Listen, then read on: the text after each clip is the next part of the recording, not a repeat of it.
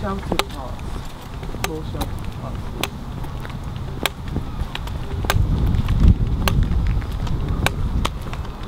I remember when I first kind of came up with making stuff up, because I was so sick and tired of telling the same story over and over again. Oh, it's actually a shark attack. I've had skydiving accident, that was quite fun. Lion. You know, my auntie got bit by a lion. Now she's gonna have a robot leg. Yeah, I've said it all. Well, when I was a kid, obviously I didn't think that there was anything wrong with me. And I started school when I was 7, and that's when I had my first frame on. So that was pretty fucking tough. The kids were pretty scared of me, I think.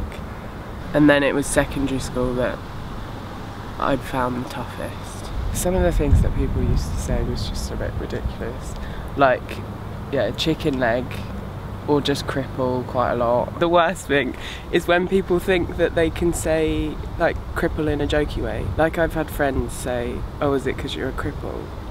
And it's just like, it's not okay for you to say that. What most people do is don't know, and then when I tell them what it is, they get awkward because it's actually a serious thing, and then they don't know what to say. There's people who don't realise the extent to my disability. Like, even with my amputation, people are so shocked to find, like, even if they know, like, what's wrong with me, they're so shocked to find out that I'm getting an amputation just because they don't think it's bad, because I go out and I do shit, you know. And there are points where I hate it, but there's also points where I'm just like, well, I can't change who I am. I wouldn't want to. I think it might be really loud. Hello? Hey, how's it going? Recently I've been having dreams like every night about the amputation, like either nightmares or just like weird dreams. I had a dream where everyone was like, Caitlin, do the splits, and I was really good at doing the splits. And then suddenly someone was like, do the splits, and my leg wasn't there. You can't go from standing to doing the splits when you don't have a leg, can you?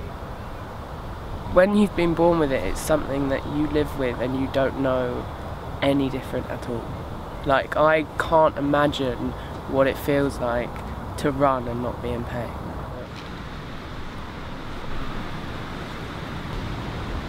But I think the view on, like, disabled people in general has definitely come a long way. I think normalising it is the only way. Most people are just scared.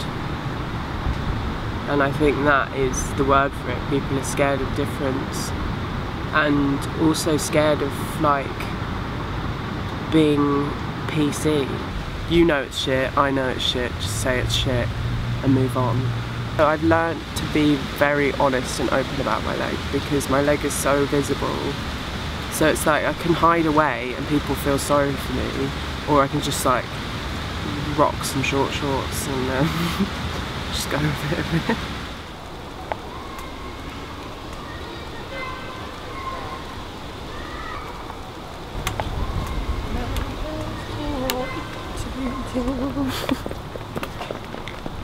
I've been noticing a lot more how bad accessibility is, because I know that I'm about to be in a wheelchair. People don't think about how difficult it is for someone in a wheelchair to do the most simplest of fucking tasks. Architects should like have a disabled person just with them so that they could be like, no, that's not gonna work.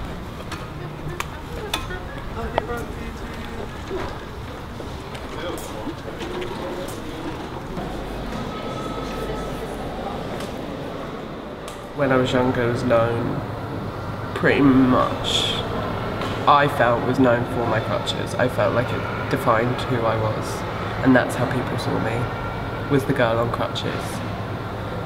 And I didn't want to be that. When I came to Glasgow, I wanted to start a new life, so I kind of tried to hide it, I think, at the beginning. I wore trousers, didn't use my crutches, even when I was in a lot of pain. This girl came up to me and put her hands round my ankle and was just like thinking it was a compliment. I was just like, your ankles are so thin. I can't believe it. Everyone kind of just went like, oh no.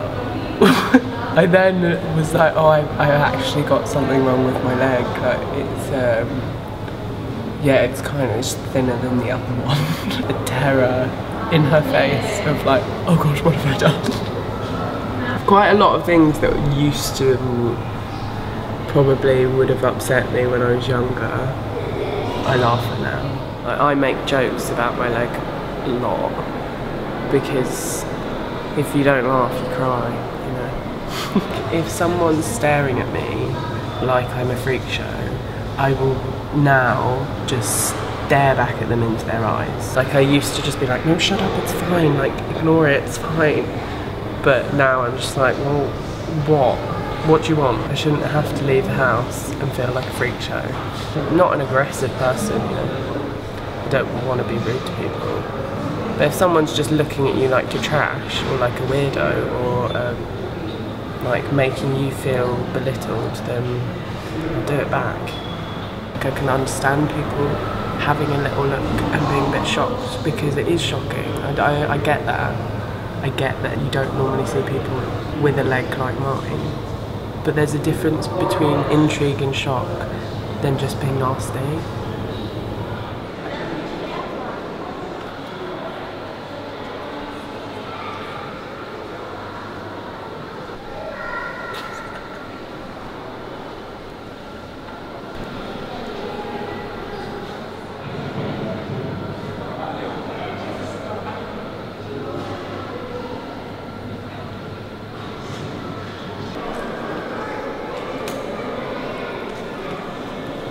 I think that people think that they're going to hurt me, which they're not. Someone that I was seeing once was really sweet about it, and he like would just ask me, like he would just touch me and be like, oh, like, does that hurt you? And I'd be like, no. But even if it did, I mean, I don't think I'd mind. I don't think I would let a lot of people touch my leg. I like the feel of my scars. I think I like my scars. They tell a story, and it's like a little map on my leg. My favourite scar is this one. It's my first ever scar, and that was when I was 1. When I found out about my amputation, like I kind of like made a list of things that I wanted to do before, because there's some stuff that I'll never be able to do again. I want to remember it. It's like, it's a part of me. That has affected my whole life pretty much, so I don't want it to just go. So I want to keep a bit of it. So I went to get it cast.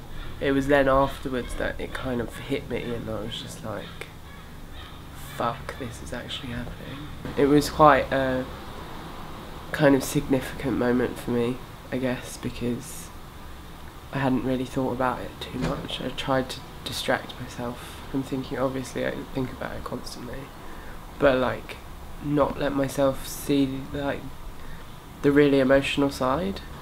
Eventually I want to be making get into prosthetics, and I've kind of learnt to consider how they could be potentially seen or considered on a similar level to jewellery itself, and adorning your body rather than it just being a functional